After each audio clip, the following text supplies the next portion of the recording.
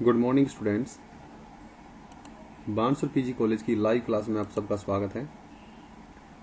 और आज हम बात कर रहे हैं बीएससी पार्ट थर्ड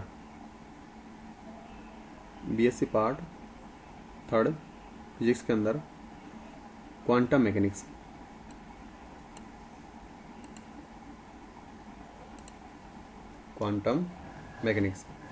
ठीक है। और क्वांटम मैकेनिक्स के अंदर हमारे पास जो यूनिट थी वो फर्स्ट चल रही थी और जो टॉपिक था वो हमारे पास था फोटो इलेक्ट्रिक इफेक्ट। जो टॉपिक था वो हमारे पास क्या था? फोटो इलेक्ट्रिक इफेक्ट था। फोटो इलेक्ट्रिक इफेक्ट में को हमने जो है कुछ चीज़ें पढ़ ली थी। उसके आगे मैं बता रहा हूँ आपको। ये तो हमने प्लांक वितरण नियम इसके बारे में पढ़ा था। ठीक है। तो इसके बाद हमने प्लांक, ये हमारे पास प्लांक है और अब की बार मेरे पास पेन है, मैं इसको बिल्कुल सही लिख दूंगा। स्टीफन बोल्ट्जमान का नियम हमने प्राप्त किया था। उसके बाद हमने कुछ न्यूमेरिकल निकाले थे।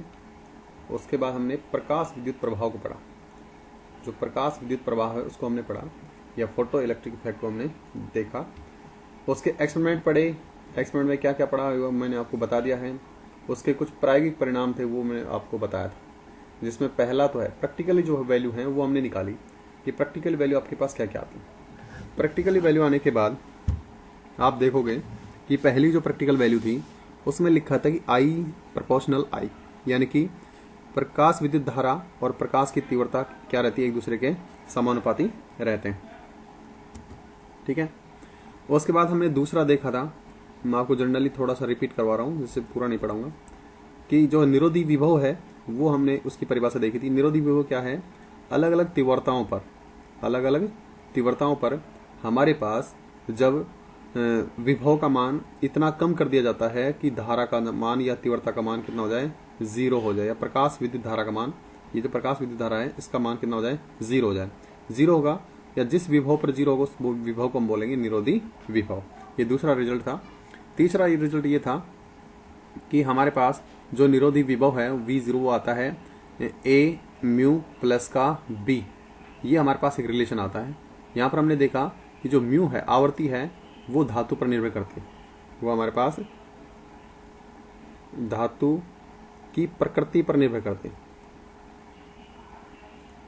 प्रकृति पर निर्भर करती है। लेकिन आपको बताएं निरोधी जो विभव है वो धातु की प्रकृति पर निर्भर नहीं करता। ये हमारे पास धातु की प्रकृति पर निर्भर नहीं करता। इसके अलावा हमने इसमें और भी परिणाम पढ़े। प्रकाश विद्युत प्रभाव तथा प्रकाश का तरंग सिद्धांत पढ़ा। तरंग सिद्धांत क्या कहता है?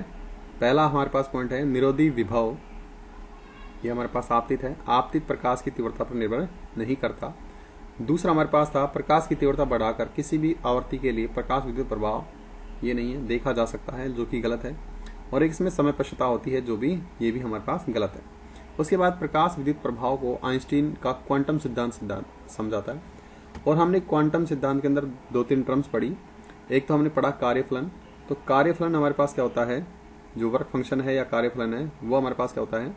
उसका वर्णन फाई से लिखते हैं और फाई की जो वैल्यू होती है वो होती है H म्यू। यहाँ पर फाई हमारे पास कार्यफलन कहलाता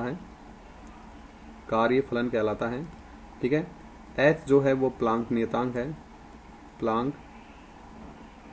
नियतांक है और जो म्यू है वो हमारे पास पदार्थ की आवृत्ति है।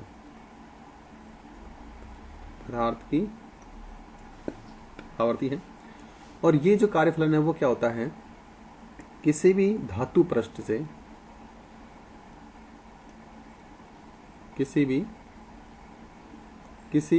पृष्ठ से ये हमारे पास धातु है और यहाँ पर इलेक्ट्रॉन है इसके अंदर, तो उस इलेक्ट्रॉन को इसकी सरफेस तक लाने में जो किया गया कार्य होगा वो कार्य ही हमारे पास कहलाता है वर्क फंक्शन कहलाता है। ठीक है। उसके बाद हमने आइंस्टीन का प्रकाश विद्युत समीकरण पढ़ा। मैं इस प्रकाश विद्युत समीकरण को एक बार और रिवाइज करवा देता हूँ अच्छे से। तो देखिए, हम इसको इस तरह से समझेंगे कि हमारे पास एक ये धातु है, ठीक है, और इसके ऊपर हमने एक प्रकाश डाला और इस प्रकाश की जो तीव्रता है वो h म्यू है, या जो ऊर्जा है, प्रकाश की जो ऊर्जा है वो मान लेते हैं E बराबर कितना है, h म्यू है। h म्यू ऊर्जा का प्रकाश किसी धातु पृष्ठ पर गिरता है तो पहले क्या करेगा, यहाँ पर जो इलेक्ट्रॉन है वो इसको अवशोषित करेगा। अवशोषित करने के बाद ये इलेक्ट्रॉन कहाँ आएगा, बाहर आ जाएगा यहाँ पर। तो बाहर आने के लिए इसको कार्य चाहिए और वो कार्य रहता है फाई, तो हमने इसको लिखा फाई। तो हमारे पास जो फोटोन था, जो आपतित फोटोन था, उसकी ऊर्जा थी h म्यू।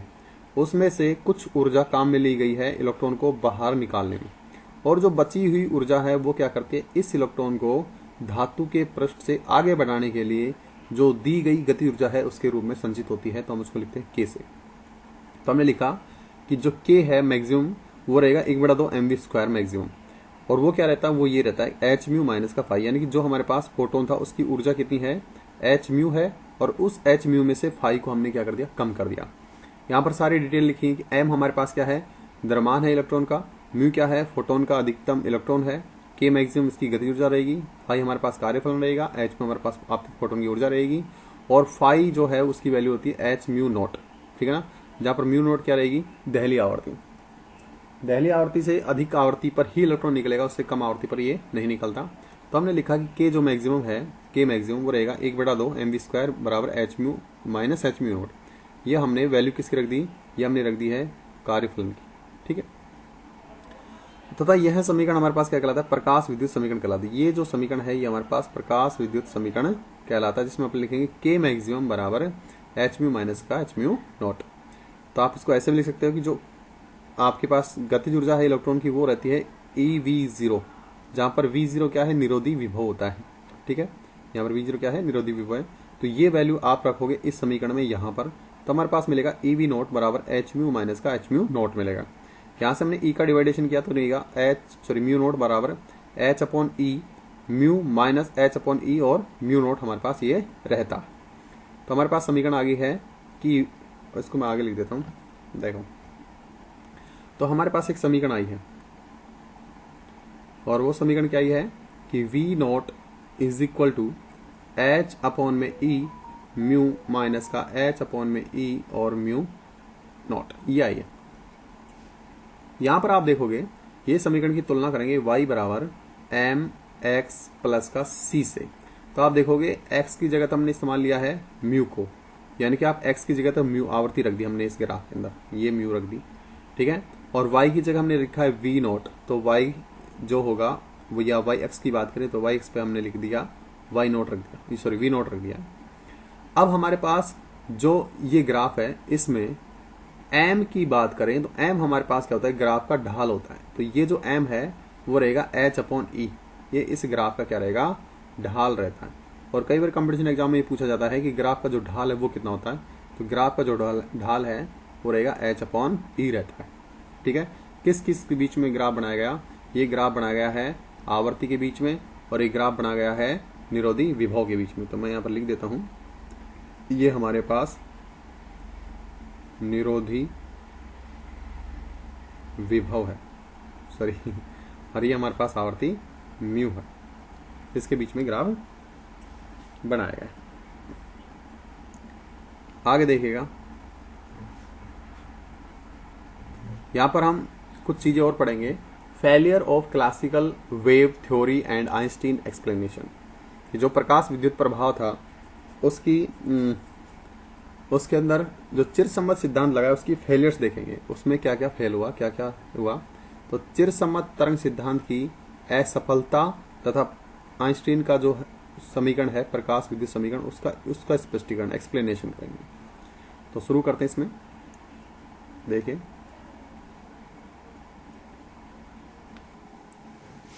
तो देखिए, मैं इसको दोबारा शुरू कर देता हूँ, अरे यार कोई बात नहीं।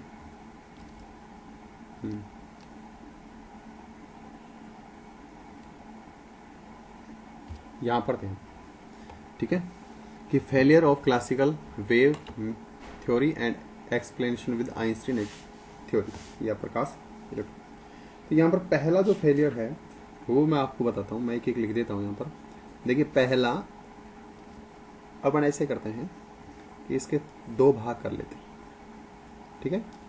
इधर मैं लिखता हूँ क्लासिकल फिजिक्स के बारे में, क्लासिकल फिजिक्स क्या कहती है, और इधर बात करते हैं क्वांटम फिजिक्स की, कि क्वांटम फिजिक्स क्या कहती है, ठीक है।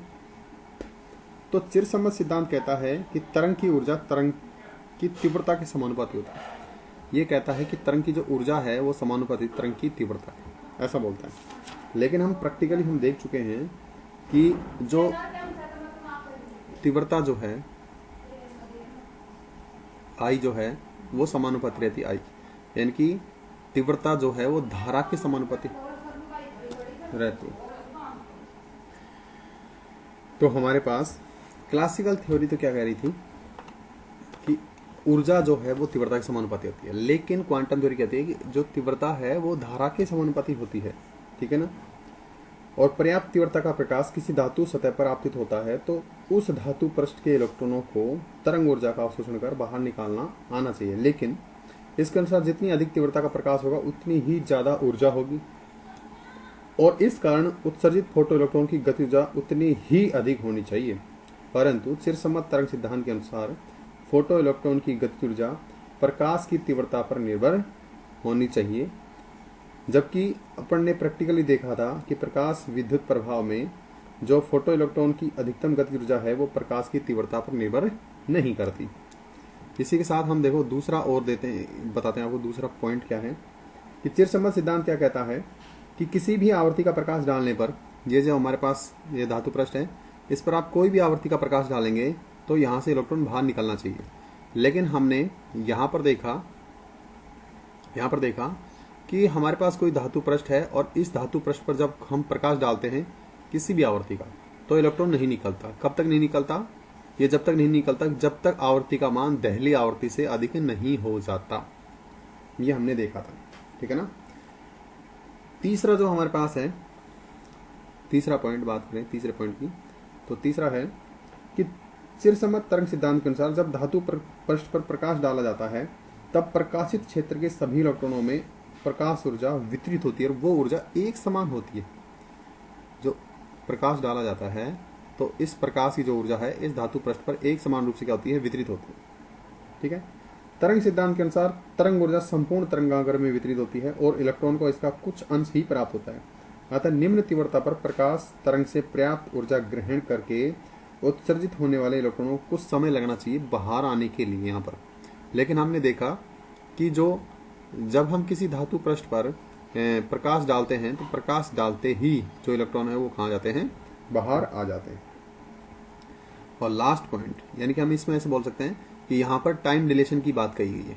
यहाँ पर टाइम डिले होना चाहिए और यहाँ पर टाइम डिले नहीं होता। यहाँ पर हमारे पास टाइम डिले नहीं होता है। लास्ट पॉइंट जो है, चिरसम्मत तरंग सिद्धांत प्रकाश के विद्युत प्रभाव की व्याख्या करने में सफल रहता है। उसका रीजन क्या है? फोटो इलेक्ट्रॉन की गति ऊर्जा प्रकाश की तीव्रता पर निर्भर करती है, ये कहता है। तरंग सिद्धांत क्या कहता है कि प्रकाश की तीव्रता फोटो इलेक्ट्रॉन की गति ऊर्जा जो k है वो किस पर निर्भर करती है? वो बताता है कि निरोधी विभव पर निर्भर नहीं होनी चाहिए, दहली आवृत्ति की आवश्यकता और इलेक्ट्रॉन उत्सर्जन की समप्रशता का अभाव आदि चिरसम्मत सिद्धांत को नहीं समझा पाते। तो जो गति ऊर्जा है ये तो कहता है कि निरोधी विभव पर निर्भर करती है, ठीक है। हाँ, ये कहता है कि ये विभव इसमें नहीं आएगा। ये कहता है कि ये तीव्रता पर डिपेंड करती है और यहाँ पर ये कहता है कि जो गति ऊर्जा है उसका मान EV नॉट होता है, यानी कि वो निरोधी विभव पर निर्भर करती है। तो इस तरह से क्लासिकल के नियम अलग बात कहते हैं और अपने पास आइंस्टीन जो प्रकाश तरंग समीकरण है या प्रकाश सिद्धांत है वो अलग समीकरण है। तो क्लासिकल के नियमों के अनुसार हम इसको एक्सप्लेन नहीं कर पाते, लेकिन क्वांटम फिजिक्स के अनुसार इसको हम एक्सप्लेन कर पाते हैं। ये चीज़ हमने देखी। नेक्स्ट देखिएगा, हमारे पास एक क्वेश्चन दिया गया है और क्वेश्चन क्या है? क्वेश्चन है कि सोडियम धातु के कार्यफलन की गणना कीजिए, इलेक्ट्रॉन वोल्ट में, जबकि इसकी दहली आवृत्ति का तरंग दैर्ध्य आपको दे रखा है, ये लैम्डा आपको दे रखा है। या लैम्डा नोट की बात करें तो तो ये दे रखा है 6800 एंगस्ट्रॉम, और आपको निकालना है फाई की वैल्यू, और फाई की वैल्यू आपको याद करनी। यदि हम सिंपली देखें कि फाई की जो वैल्यू होती है वो होती है एच म्यू नॉट, लेकिन आप देखोगे यहाँ पर आपको म्यू नोट की बजाय लैम्डा नोट दे रखा है, तो हम संबंध निकालेंगे कि म्यू नोट बराबर होता है सी अपॉन में लैम्डा नोट। ये वैल्यू आप रख दीजिए, तो फाई इक्वल टू आपके पास मिलेगा एच सी अपॉन में लैम्डा नोट। वैल्यू रखेंगे सारी सारी। देखिए डब्ल्यू का जो मान आएगा वो एच म्यू नोट होता है, एच म्यू और लैम्डा नोट में क्या संबंध होता है, सी अपॉन लैम्डा हो जाएगा। लैम्डा नोट की वैल्यू आपको दे रखी है 6800 एंगस्ट्रॉम, ठीक है। एच की जो वैल्यू होती है प्लांक कांस्टेंट 6.6 × 10⁻34 जूल सेकंड होता है। सी जो है वो प्रकाश का वेग है मीटर पर सेकंड, 3×10⁻³ मीटर पर सेकंड। डब्ल्यू के अंदर सारी वैल्यू रखेंगे, तो एच का मान है 6.6 × 10⁻34 × 3 × 10⁸ अपॉन में 6800 × 10⁻10 जूल, ये रहता है। क्योंकि कार्यफलन का मान इलेक्ट्रॉन वोल्ट में याद करना है, इसलिए हम क्या करते हैं इलेक्ट्रॉन वोल्ट का या इलेक्ट्रॉन का भाग दे देते हैं। ये हमारे पास जूल में है, ठीक है ना, ये हमारे पास किस में है, जूल में है। और जब आप इसमें इलेक्ट्रॉन के चार्ज का भाग दोगे तो ये वैल्यू आपके पास इलेक्ट्रॉन वोल्ट में आ जाएगी। तो यहाँ पर हमने क्या किया, 1.6 × 10⁻19 से क्या कर दिया, गुणा कर दिया, सॉरी डिवाइड कर दिया। डिवाइड करने के बाद जो वैल्यू आती है वो होती है 1.825 इलेक्ट्रॉन वोल्ट। यानी कि हमारे पास जो क्वेश्चन में दिया गया था सोडियम के लिए, तो सोडियम के लिए जो हमारे पास कार्यफलन है वो क्या रहेगा, 1.825 इलेक्ट्रॉन वोल्ट होता है। आपको एक चीज़ और समझा देते हैं। मान लीजिए ये हमने सोडियम के लिए बात कर रहे हैं ना,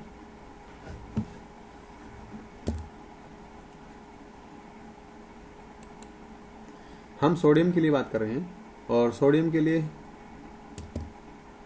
अब तो सारी प्रॉब्लम एक साथ आएंगी ना।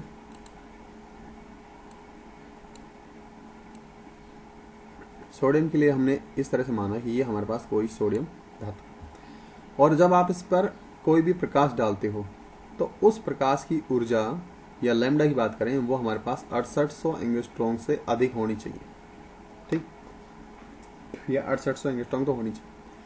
और इस इलेक्ट्रॉन को अंदर से बाहर निकलने के लिए जो ऊर्जा चाहिएगी वो कार्यफलन, तो यहाँ पर ऊर्जा की वैल्यू है 1.825 इलेक्ट्रॉन वोल्ट, यानी कि इतनी ऊर्जा होगी वो तो काम में ले ली जाएगी इलेक्ट्रॉन को यहाँ पर बाहर निकालने के लिए, ठीक है।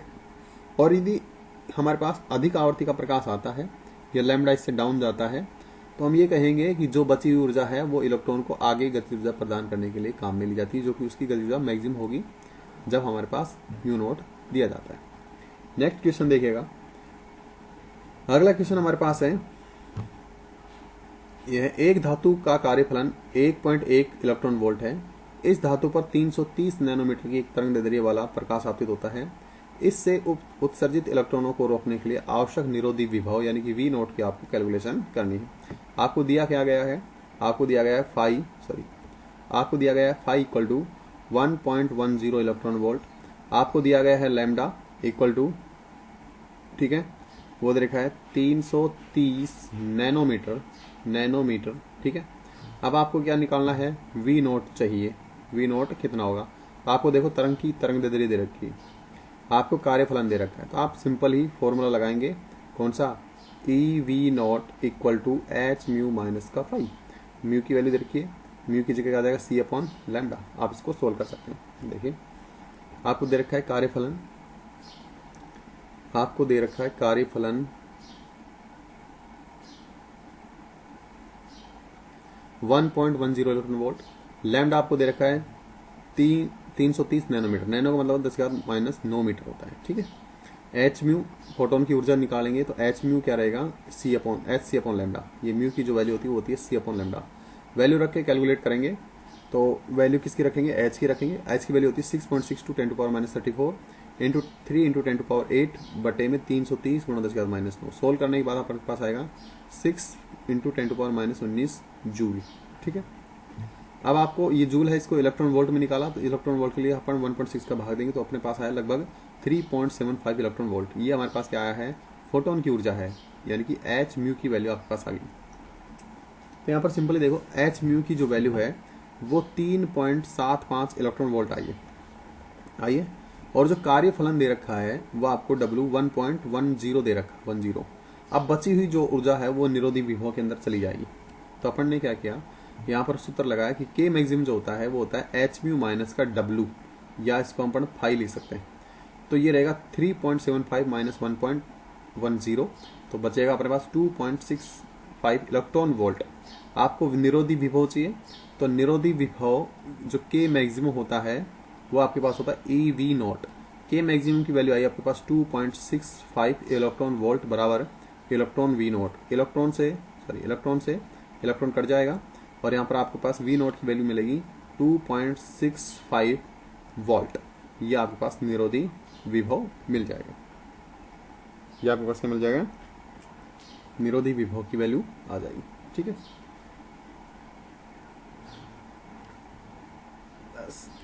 चलो एक क्वेश्चन और कर लेते हैं।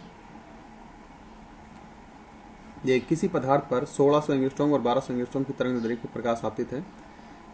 अधिकतम गति ऊर्जा क्रम से 3.6 इलेक्ट्रॉन वोल्ट और 2.6 इलेक्ट्रॉन वोल्ट है। तो प्लांक नियतांक की गणना कीजिए। तो सिंपल अपन को सिंपल फॉर्मूला लगाना है। देखो आपको दे रखा है गति ऊर्जा दे रखी, तो आप गति ऊर्जा का फॉर्मूला लगाएंगे। तो एच म्यू बराबर रहेगा H mu H C upon lambda बराबर W plus K maximum note.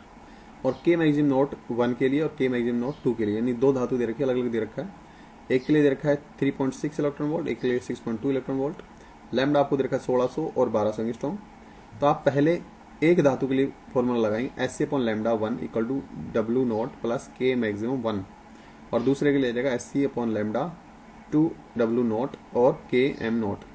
आप इन दोनों को क्या करेंगे, घटाएंगे। तो S C 1 minus lambda minus 1 upon lambda 1 बराबर के मैक्सिमम 2 के मैक्सिमम 1। घटाने के बाद यहाँ से आपको प्लांक नियतांक चाहिए एच का मान, और सबको आप इधर भेज दीजिए। अब आपके पास देखिए लैम्डा 1 की वैल्यू दे रखी है, लैम्डा 2 की आप इसे यहाँ पर घटा देंगे, के मैक्सिमम 2 और के मैक्सिमम 1 दे रखा है। सबकी वैल्यू पुट करेंगे और पुट करने के बाद आपके पास वैल्यू मिलेगी ये किसकी, एच की, वो आएगी 6.65 into 10 to power minus 34 joule. ठीक है, ये हमारे पास ऊर्जा आती है। तो आज के लिए इतना ही। बाकी अगली क्लास के अंदर हम अगला टॉपिक जो कि है अपने पास